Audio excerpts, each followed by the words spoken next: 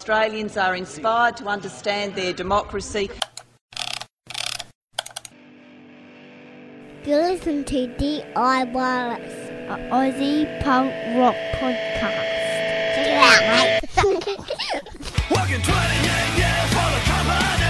Will I ever be secure financially? I don't know, gonna have to wait and see, but I don't wanna be here for life. Welcome to the next episode of D.I.Wireless, and thank you very much for joining us. Today's guest is from the Nation Blue, also plays in High Tension. But other than those two great bands, another reason we're speaking to him is, I'm going to call it highly anticipated documentary about long-running Australian punk, yobbo, whatever you want to call it, band, the Cosmic Psychos. It's due out soon. The producer is the bass player from the previous bands I mentioned, the Nation Blue and High Tension. It's Matt Weston, and he joins us right now. Matt, thanks very much for joining us, mate. Hello, the internet. Should I put all that on a business card, do you reckon? Jesus. It might be an A3 what fold font up. size? I see colors, millions of colors, bring like diamonds, sharp like silence, never like violence. I see colors, venomous color, these colors sound forgotten now. Ground down.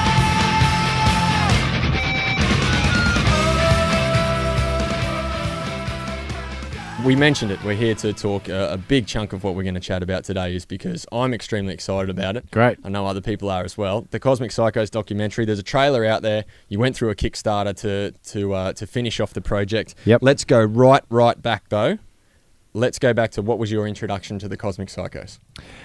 Interesting. Well, funnily enough, I think the Psychos were just before my time. 'Cause I'm 32 now, so my sort of 15, 16-year-old going to gigs thing was the Meanies and all those kind of bands and the Magic Dirt and that kind of thing. Yeah. Those guys that learned from sort of the school of the Psychos. Right. So I was aware of them and probably saw them at Alternative Nation, but you know, I think I just found them a bit scary and old and weird. Fast forward to doing the film crap that I do. The current Cosmic Psychos drummer's daughter works with me. So that kind of brought the relationship up of meeting the Psychos, and the suggestion came up of, hey, you guys, you should do a doco about the band. To which I said, that's a fucking stupid idea. More to the point of, I think I've been jaded about a whole bunch of music documentaries that I found not that interesting. Because, by the by, most bands' careers aren't that interesting when you put it into sort of like a dramatic kind of... We played for thing. a while. Yeah. We lost a lot of money, and then we stopped. Exactly. And, you know, you sort of know the big, interesting stories. And I think, like, even the Foo Fighters doco I thought was really well made, but essentially it's just about it's an interesting setup, which is about how does the guy that drums in the biggest band in the world go off and do his own thing. That was, like, a lot of tension at the start, but then it was kind of like... And then we did another album, and then we did another album, we did another album. So anyway, I wasn't into it, but was told, look, come and have a chat to Ross and just see what you reckon. I don't know where it was. Some awards night in Melbourne, like the AIR Awards, the Independent Record Label Awards. The Psychos were up for an award, and the Nation Blue had won a Best Hard Rock Act or something like that For Rising 3 or 4 Waters? years ago. Yep. Yeah. Obviously, no one else put out a heavy rock album that year. Come on. I got introduced to Ross, and fast forward 5 hours, I was in stitches because I kind of knew a few stories and kind of bailed him up. But the first, essentially, I fell in love because he's one of the great Australian storytellers to me. And what made me go, this has to happen, was the stories are about what happened, not about the band, so to speak, and his life and things that they just sort of throw away. So that kind of fish out of water story about a bunch of farmer country bumpkins finding themselves in the middle of the Seattle rock and roll scene or grunge scene and not knowing who the hell they are was kind of bizarre, so that's how it started. And you were sold on it that night because you were going from being skeptical about it to all of a sudden being, Jesus, I think this could happen. Well, it just got my brain ticking over and going, this could work. It wasn't like this is a definite thing, but it was like, oh my God, there's so many great stories in this. But, then there was a lot of things that might not have, worked out, such as there was a big falling out with the drummer Bill. So I was like, well, you can't do a doco if the drummer doesn't want to speak. So if that doesn't work, let's see. And then there's stories about Eddie Vedder and Nirvana and all that kind of stuff. And it's like, all right, well, that might help get the story to a bigger audience because, which has obviously proved its point with the trailer so far, is having Eddie Vedder in the film has made people go, what? He's talking, that's one of his favorite bands. Like, it makes it more interesting. Definitely. Whether you like the music or not, it's an interesting story. So I just sort of, did a few interviews and sort of just took it from there. And it sort of started to unfold before my eyes.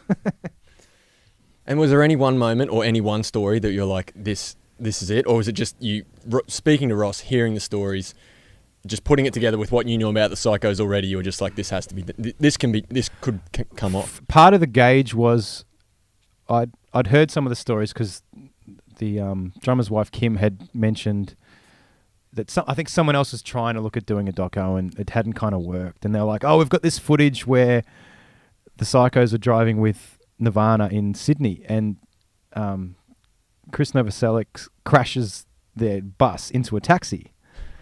And it's like, oh, that's cool, but that's not, you can't make you can't make a film around that. And the footage is kind of funny, but it's sort of a bit disconnected other than like, oh my God, there's Nirvana. And it's not Kurt Cobain. It's like, whatever. So, I'd heard a bunch of stories as I was trying to like wrap my head around it and thought, oh, there's some interesting stuff's gone down. So when I met Ross and had the 4-hour yarn over beers, Dan from the Nation Blue was with me and he hadn't heard these stories. So he was just there with his jaw dragging along the ground while me and him are having a chat. And then driving home from there, it was getting driven home from there. I had Dan going, how good was that? And this and this. And I think the clincher for me, was Ross talking about meeting Eddie Vedder for the first time. And, I grew up liking Pearl Jam, but it's not a band that I think has aged well in as far as my tastes have gone. You know what I mean? Like and this was the thing. It wasn't about meeting a rock star. So what happened, they'd met at Lucan's Kitchen, Matt Lucan from Mudhoney. Yep. And it seems that Lucan's Kitchen was the big hang in the late 80s, start of the 90s, before the grunge thing had really kicked in, but there was all the Mother Love Bone and all that sort of Soundgarden guys. Everyone would end up after a gig at Lucan's house where the Psychos found themselves because they got signed to Sub Pop and kind of met all those guys. So he was talking about, Eddie Vedder was there and Ross didn't know him from the next guy. Not and so much Pearl Jam down on the farm. Exactly. And it just seemed... they just got off. They hit it off well and had a great, drinking party till whatever. And they obviously found it amusing. This, Australian type hick, hanging out. But then he just tells this great story. Like the next day, he said, "Oh, I'll take you to some record stores around Seattle." They start flicking through some records, and Ross is like, "Look, I'm not really into, this is fine, but I saw you had like a ball, like a." Baseball in your back of your truck. You gonna go throw a ball or something? He's like, oh, okay, yeah. So they just went down to the local baseball field and started, pitching and catching. That's I'm obviously a real sports guy. Yeah. And then they finished that up with a game of tennis later on. Again, that's the meeting of Eddie Vedder for most people would be, I had a drink, I got a photo with him, whatever. I'm record shopping with Eddie Vedder, but by the same token, he says he fell in love with that guy as well because he's hilarious. So it was those kind of things that I just found really charming and innocent in a way. You know what I mean? Like that again, that fish out of water tale. That it wasn't just about going, oh, we're friends with these guys and we played with these guys. It was a lot different. And that the influence that they ended up interacting with these guys who went on to be massive bands, it was pretty genuine. I think that comes across in the doco, but it was more about they were just there at the right time, luckily. Caught up in it all. Yeah, and they got along with everyone because they could outdrink everyone and develop that reputation. Like you got to, if you don't drink with the Psychos because they'll do the drinking games, and they just got along with everyone. So it just became that thing. It just became a friends group, it seemed to be. So as to whether their music was the biggest influence, maybe that's overstated, or you'd have to talk, Danita from L7 talks about that real fuzz sound being a big inspiration for them. But I think it really just came down to just getting along with those, like that, falling into the right scene. Let's play some music on the show, Matt. We always get our guests to pick some tracks to play. Night Marches is what you're going to do first. Tropical Depression. Can you tell us a little bit about these guys? This is one of John Reese's many projects, but I guess in the past 6 months there's been quite a few albums that have come out that I've been looking forward to, some of which I've been pretty disappointed with. This was the first, I think when I put this record on, this first song I played 6 or 7 times in a row before I even dared go to the second track because it just tore my head off. Nice. So keep an ear out for high tension songs that may sound like they've ripped this off, because that would be my total intention.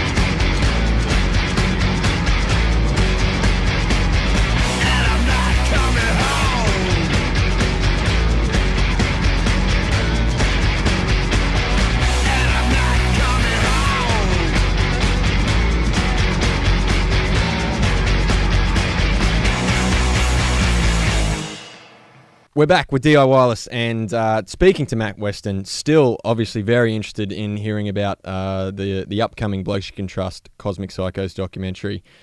Matt, what lots of people want to know is where are we at right now? Last time you were speaking to the people who backed your project through Kickstarter, I think there was a few of the rewards were being handed out, but you were aiming for an early 2013 release. This can't be an easy thing, releasing a film like this. Where are we at?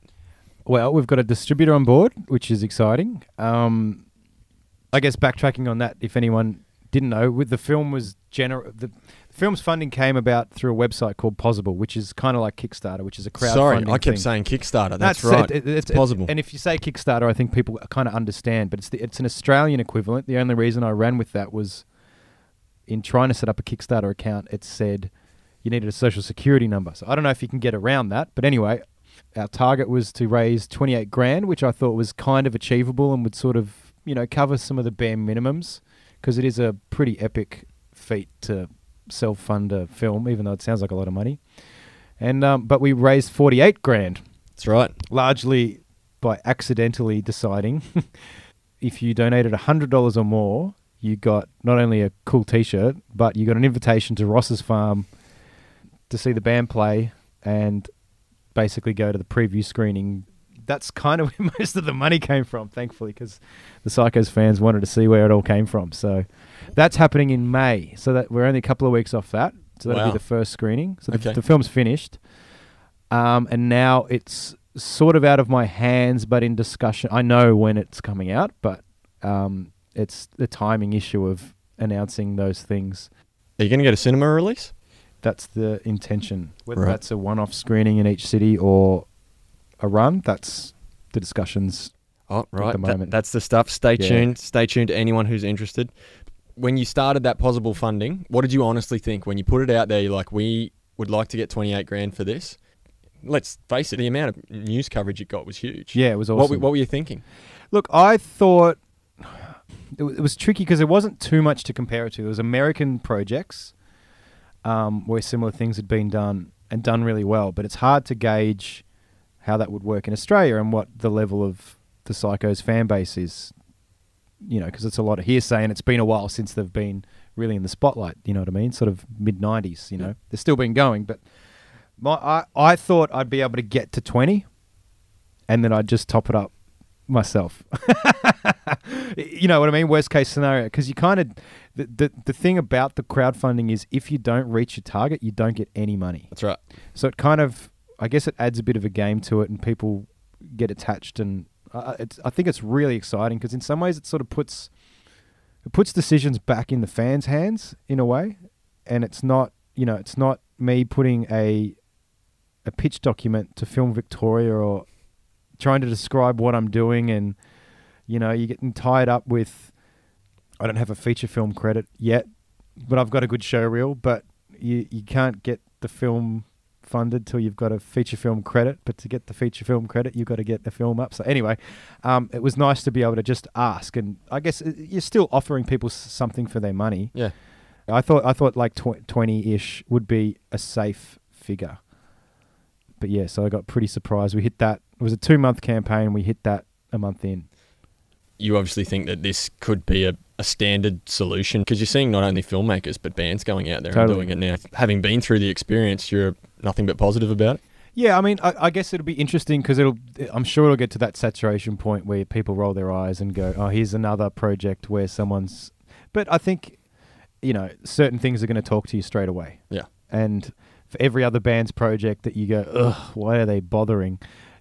There's going to be your top 5 bands and one of them are going to say, hey, we're doing this. And you're going to go, I can go to the place where that person created this music that I've loved for 30 years. Let me get involved. And I think that's the other thing too, is you're letting fans participate and be a part of it. And then, they have a bit of pride about it as well. So I think it's a really interesting thing to look into. How have your rewards gone so far? $100 you got a T-shirt and a bunch of other crap, but you get to go to the farm. For the big spenders, if you put $2.5 grand in amongst a bunch of other stuff, you got a 3-course meal prepared for you by the Cosmic Psychos.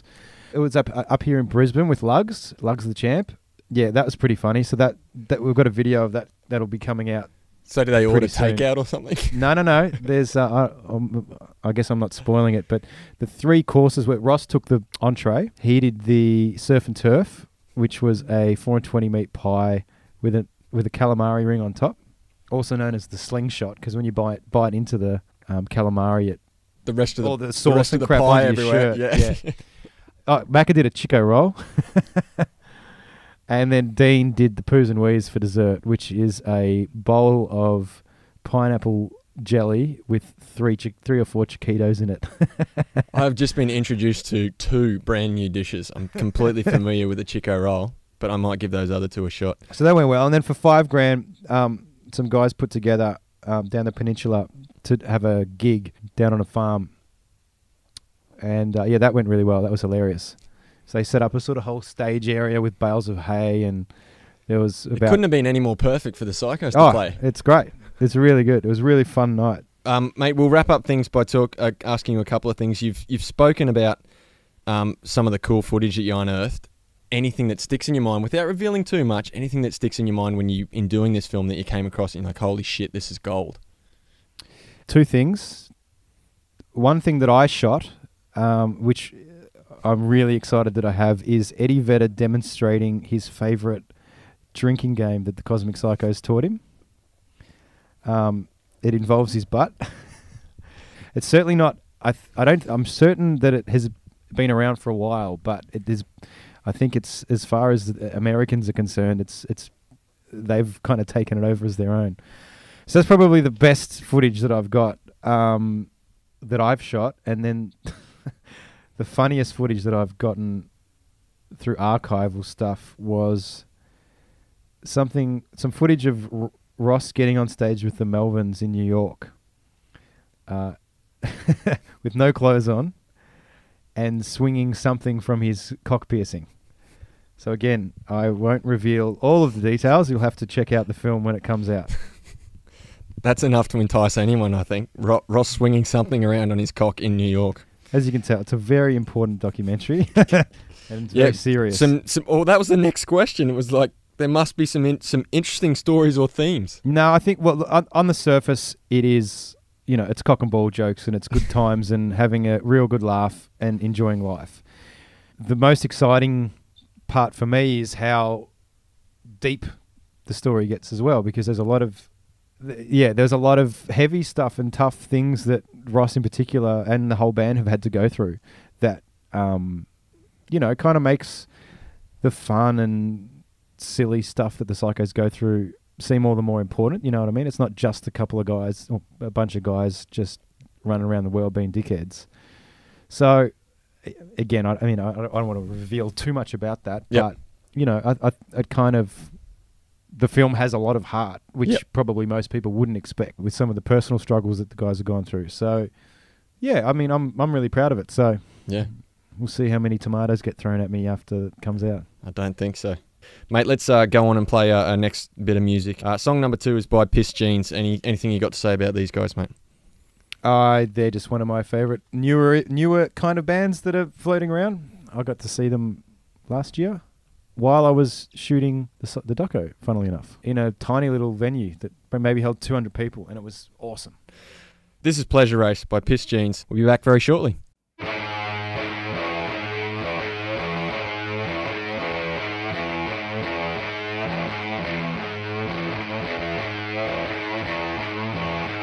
Doesn't matter what my age, I've always run a pleasure race. Walking, running, driving home, it's all the same. My thoughts don't change.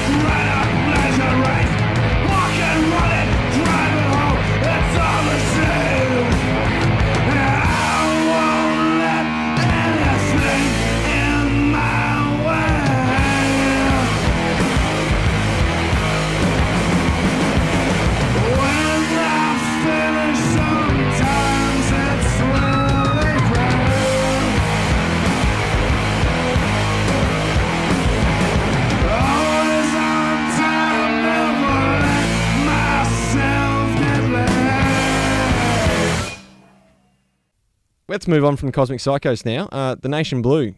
I mean, you guys have been around for 15 years now. Have you got a documentary in the works? Geez, that'd be boring. But where are you guys at now? I mean, everyone's busy. You're obviously busy with Syndicate Films. Tom's doing stuff in, producing music as well. He's, got side projects with Harmony. Yep. Dan's doing his own thing as well, along the same sort of lines. You've been quiet for a little while now. We've done 4 albums now, and an EP came out before that. And we've toured up and down and here and there and overseas and all that kind of thing. And I think we just it got a bit stale for us. And, we just needed a break or to try something different. And that's going back. We've been whinging about that stuff and probably bringing that up in press releases for years. But it's been nice to have a break because then you do miss it. And Tom's been off in other projects. I've started another project. Dan's become fill-in guy for the King Cannons, which has been a whole new world for him. Yeah. Getting to play different styles in a different kind of world, like a different thing. So being coming back when this show opportunity came up. And the show we're talking about it's Record Store Day today, and we're at Tim's Guitars in Brisbane. Great show. There was a bunch of bands playing. The Nation Blue wrap things up. Yeah, it was let's get a few songs together or whatever, and it was fun. And we've taken a different approach of not churning out the same set list because that became a bit boring for us, and that may be boring for an audience that we're pulling out a few curveballs that we haven't played. Can you see things ending? Would you be happy if things just rolled to a stop right now? I don't know. I wouldn't mind, but I don't think we're going to bother saying let's break up because, like all things like that, after a few months you go all John Farnham on everyone and just come back again. It won't serve any purpose to do a final tour or anything like that. And what's to say that we might want to do something in 5 years? Or I think we're aware of maybe not being relevant anymore, or whatever. But at the moment, we're having fun. It's been fun to do that. We're going to do another show at the Tote in Melbourne, and that'll probably be it for the year. And what's life been like for you in High Tension? It's been really I think it's the first time I enjoyed playing music. It's felt for the past 5 or 6 years. Not saying that I don't like Nation Blue, but it's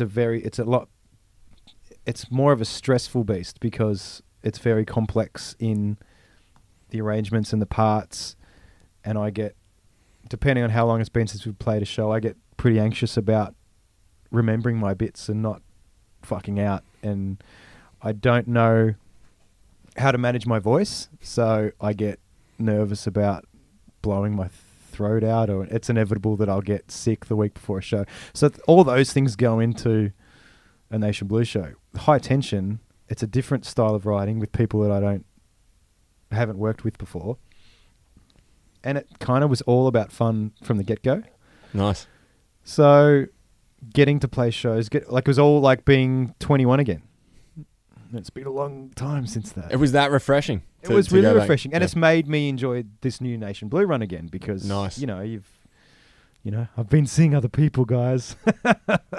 Look what I've learned. So, the same token, it seems that Tom's done the exact same thing, and Dan.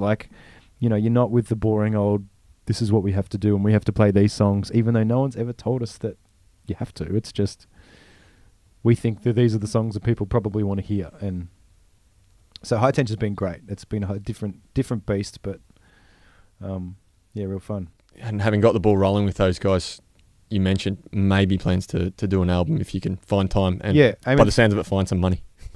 Well, these things will work themselves out, but I think we're aiming for, album July, recording, and then something out before Christmas. Play some shows as well. Yeah. For sure. Yeah, definitely. Fantastic. Definitely look forward to it. The stuff I've heard from High Tension's been fantastic. We're going to go out with a Cosmic Psycho song. This is a good way to finish, having spoken about them so often. The film, as Matt said, a screening in May. Some final details to be organised before we perhaps see a cinema release, which I know people will be stoked about. We're going to go out with custom credit from the Cosmic Psychos. Any reason in particular you've decided to choose this one? Is it just a favourite song? I believe this was kind of the first single that came out, and I think it's there's heaps of great Psycho songs, but this is probably a good introduction if you haven't heard them. The film, have you had anyone come up and say that this is their introduction to the Cosmic Psychos? Because it's mine, I'm being completely honest. Yeah, sure. No, a lot of people, and I mean, probably more from my friends that are supporting me going, I checked it out, and, lyrically it's probably a really easy thing to get people into because the lyrics are hilarious, even if they're not intended to be. Songs like A Nice Day to Go to the Pub. Dead Roo. You know. So it's not a tricky one to get people into if they like punk music. It's another generation being introduced to it, which I think is really cool. Yeah, for sure. Matt, thank you very, very much. Congratulations on taking the possible funding, getting it through. I can only imagine the amount of work that goes into doing a feature, and you're almost there with it on screen. So congratulations. Almost. Yeah, thank you. Thank you very much. This is the Cosmic Psychos. Thanks very much to Matt Weston. Keep an eye for any information about the actual cinema release. Go see it, you jerks. Custom credit from the Cosmic Psychos. Thanks for listening to this episode of D.I.Wireless. We'll check you next time. Cheers.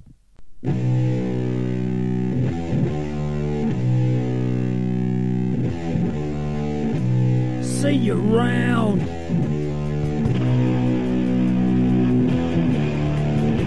Seen you round.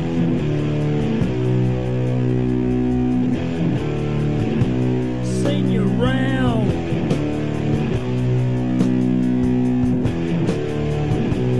Seen you round.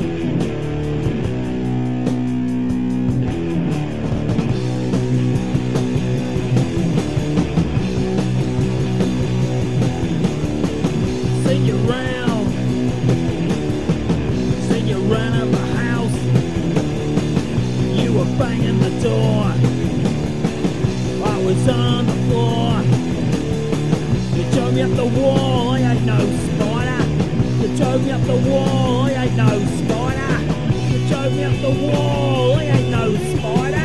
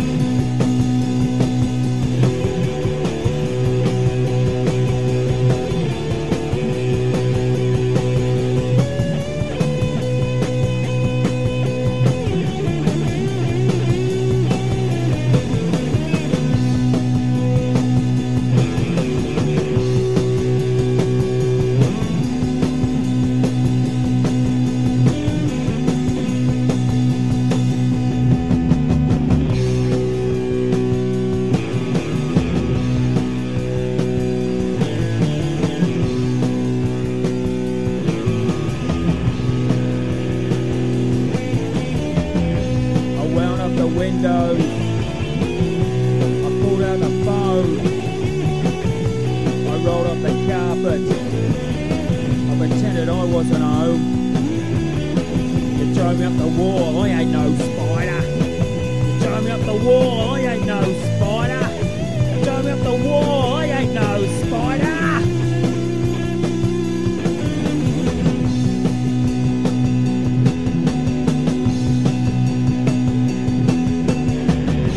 Around in a black Trans Am, I'm aboard a southbound tram.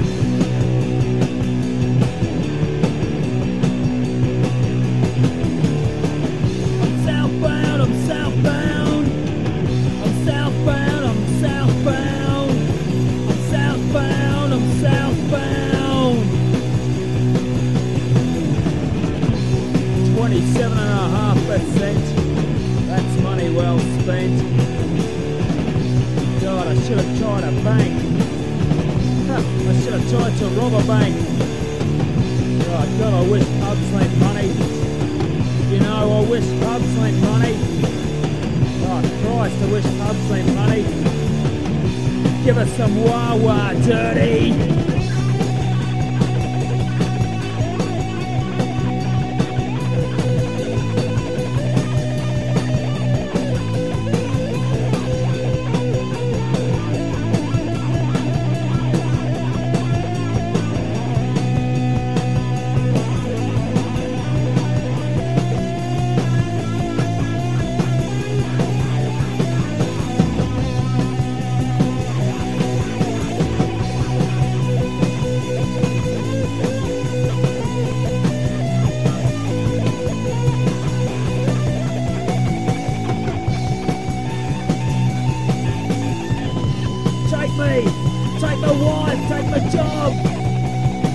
Take me runners, take me goldfish.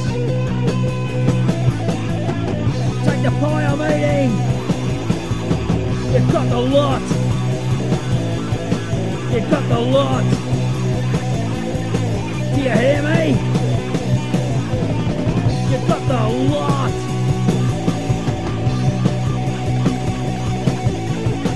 Oh Christ, I wish pubs lent money. Oh Christ, I wish pubs lent money.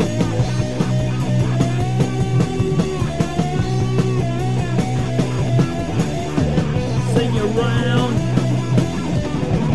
See you round. See you round. See you round. I'll be seeing ya. See you round. I'll be seeing ya. See you round. I'll be seeing you. See you round.